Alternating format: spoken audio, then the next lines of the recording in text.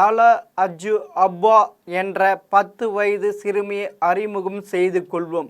இவர் பெயர்தான் வித்தியாசமானது. மொழியும் இனமும் வேறாக இருந்தாலும் நம் வீட்டு குழந்தைகள் போல கள்ள கபடமற்ற கனவுகளுடன் சுற்று திரிந்து கொண்டிருந்த சிறுமிதான் தலா. வெள்ளை துணியை போர்த்தி கால்களில் ஸ்கேட்டிங் போர்டுடன் குண்டு விழுந்து இறந்த தலாவின் புகைப்படம் கடந்த செப்டம்பரில் சமூக வலைதளங்களில் பேசப்பட்டது.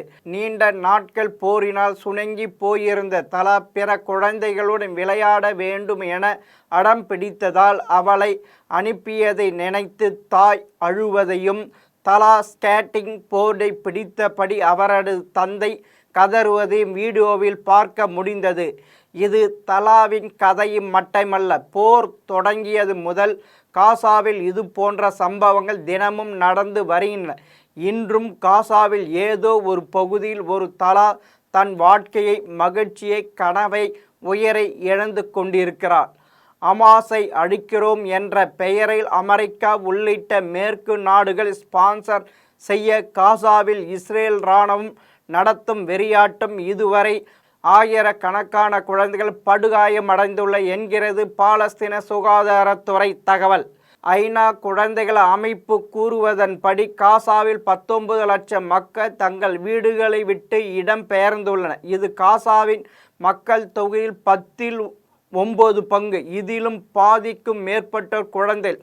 ஒரு நாளும் தங்கள் பழைய இயல்பான வாழ்க்கைக்கு திரும்ப முடியாத இடத்துக்கு குழந்தைகள் வந்துவிட்டன. ஆயிரக்கணக்கான குழந்தைகள் பெற்றோரை இழந்து துயருற்று இருக்கின்றனர். சுகாதார சீர்கெட்ட பலர் நோயுற்று தவிக்கின்றனர். உணவு, தண்ணீர், சுகாதார பொருட்கள் மற்றும் மின்சாரம் இல்லாமல் இவர்கள் வாழ்க்கை இருளில் உழுகிறது. உடல் ரீதியாகவும் உளவியல் ரீதியாகவும் இந்த குழந்தைகள் சந்தித்துள்ள நெருக்கடிகள் சரி செய்ய இயலாதவை. சியோனிஸ்டுகள் தாக்குதலில் பிழைத்தது. காசாவில் இருந்து லெபனானுக்கு இடம்பெயர்ந்த குழந்தைகளுக்கு கிடைத்த ஆசுவாசம் சில மாதங்கள் கூட நீடிக்கவில்லை. இஸ்ரேல் லெபனான் நாடுகளுக்கு எதிரான போர் தீவிரமடைந்து வருவதனால் அங்கும் அதே குண்டு சத்தங்கள் குழந்தைகள் செவிப்பறைகளை கிழிக்கின்றன. கடந்த வாரம் லெபனானில் 192 குழந்தைகள் கொல்லப்பட்டன. 1255 குழந்தைகள் காயமடைந்துள்ளன. தலா அஜு அபாவை போன்ற பச்சிளம் குழந்தைகளை துரத்தும் இந்த போர் எப்போது ஒழியும் என்ற கேள்விக்கு இஸ்ரேலிடமும் அமெரிக்காவிடமும் பதில் இருக்கிறதா? மீண்டும் இன்னொரு தகவலோடு சந்திக்கிறேன். வணக்கம்.